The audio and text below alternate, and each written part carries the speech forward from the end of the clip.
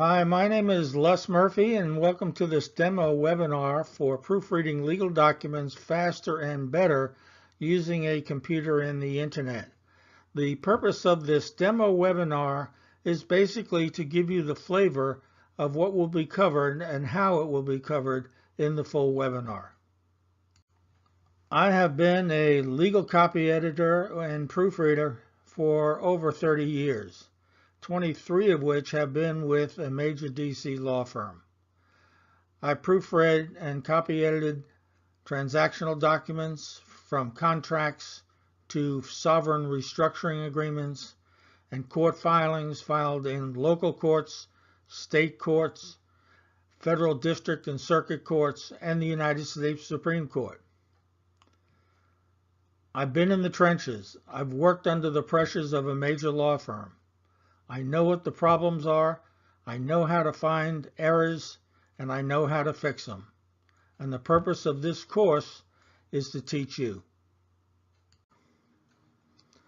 We have chosen this webinar format because we believe it will help us give you the most content in the most effective manner.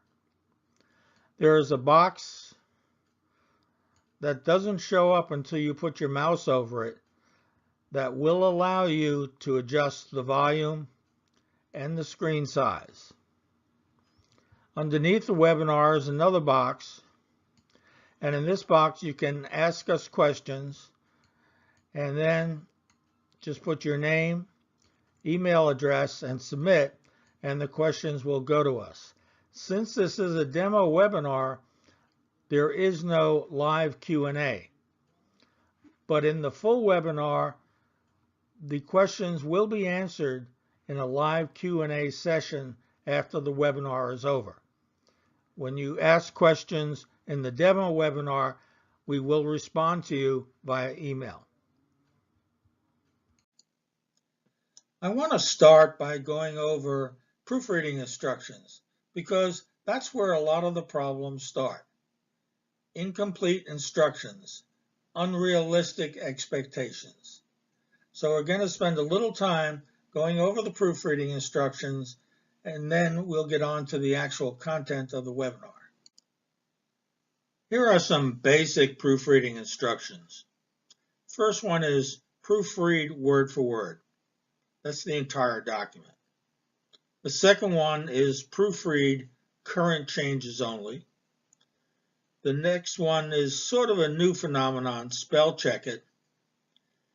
And with all of these, it's important to make sure that we know whether or not the proofer's edits, those corrections that the proofreader makes, are to be made in the document.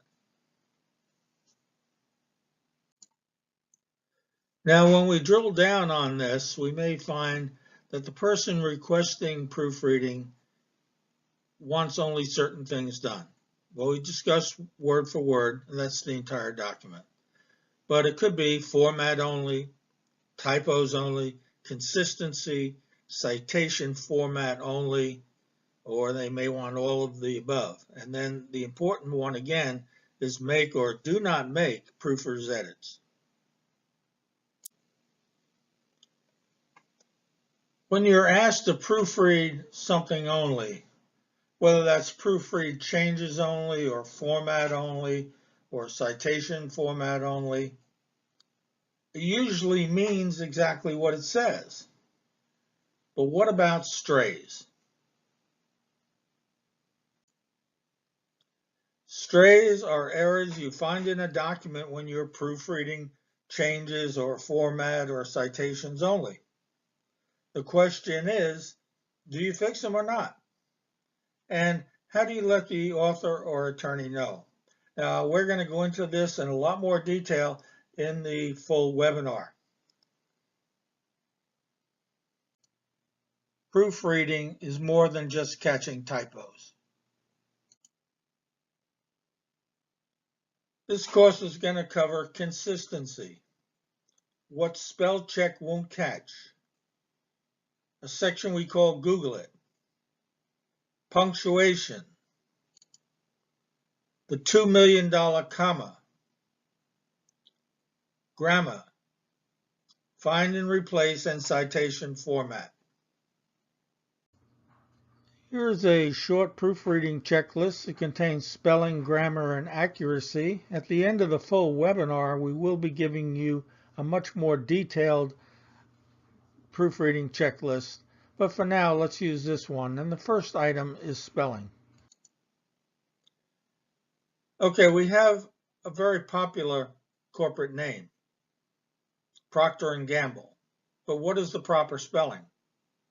Here are three possibilities. I want you to take a few seconds and see if you can guess which is the right spelling.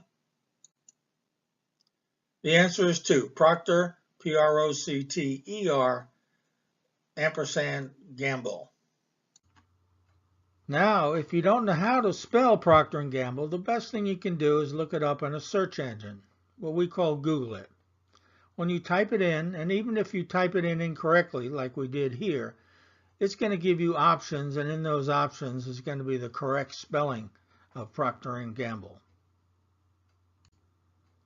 When you get to the search results, it is important that you pick out the most authoritative website to check the name of the company. In this case, we do have the corporate website, which is www.pg.com. It'll give you the proper spelling of the corporate name. It'll give you names of executives. It'll also give you the proper spellings for products and any addresses that may be in your document. We're going to skip a little bit ahead now and come back to another section. And here again is the proofread checklist. We have spelling, grammar, and accuracy. But there is one thing that is missing from this, and that one thing is consistency. Here are two paragraphs that you might find in a legal document. And there are quite a few inconsistencies between these two paragraphs. What I'd like you to do is take a minute or two and read the paragraphs and see if you can find the inconsistencies. Now, it should be easy because the inconsistencies are in two paragraphs, one on top of the other. But in an actual document, these inconsistencies could cover 26, 50, even 100 pages. But let's see what you can do with this. Now, in the full webinar, we are going to go over each inconsistency and also show you how to find the inconsistencies and correct them in your document. But right now, we're just showing you what the inconsistencies are. Skipping ahead, we are going to cover punctuation. And when I do that, I'm also going to explain why I have two examples of tic-tac-toe games for punctuation. We're going to cover apostrophes, quotation marks, question marks, ellipses, slashes and hyphens, colons, semicolons, and commas. And when we go over punctuation, we are going to put a lot of emphasis on the comma. The placement of a single comma may seem boring, but you never know when the adding or removing of a comma will have huge legal outcomes.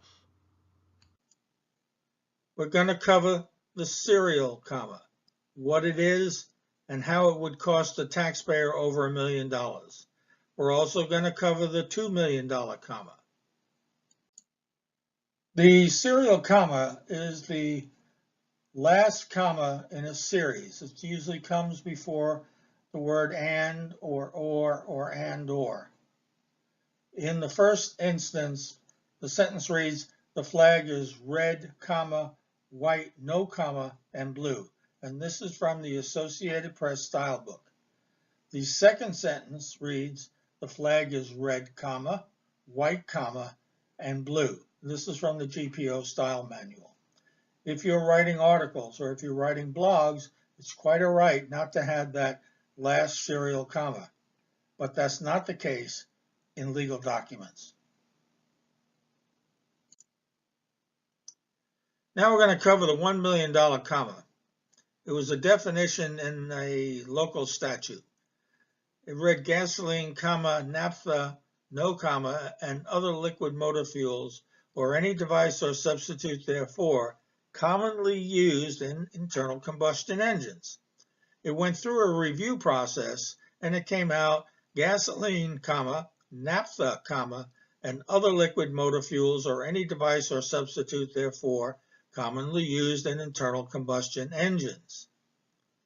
That change meant a taxpayer would owe an extra $1 million in taxes because all naphtha would be taxed rather than only the naphtha used in combustion engines. Now let's look at the $2 million comma. The original paragraph read, "This agreement shall be effective from the date it is made and shall continue in force for a period of 5 years from the date it is made, and thereafter for successive 5-year terms, unless and until terminated by 1 year prior notice in writing by either party." Each party had a different interpretation of this paragraph, and it was based on that second comma after the word terms, which I haven't read. And we're going to go over a further explanation of that when we get to the full webinar. We're also going to cover frequently misused words or troublesome words. We're going to cover affect, effect, comprise, compose, farther, further, insure, ensure, principle, principal, which, that, who, whom. When we go over the troublesome words, we're going to give you sentences that contain those words, and you will have the opportunity to decide for yourself which is the correct word. Then, of course, we will go over what is the correct word and tell you why. Now we have principal and principal, another or other misused words in legal documents or misspelled words. We give you 3 or 4 sentences and we ask you to choose whether it's principal and principal. And then we tell you which it is, why it is, and we'll give you a few tips and tricks to help you remember which is the right one. When we go over grammar, we are going to concentrate on subject-verb agreement and indefinite pronouns. And we're also going to cover things that aren't always what they seem. Sometimes when you look at a sentence or you look at a paragraph, you make assumptions that aren't there. And we're going to go over exactly how this happens and show you examples of when something appears to be right, but is actually wrong. And of course, we're going to cover Blue Book and legal citation format.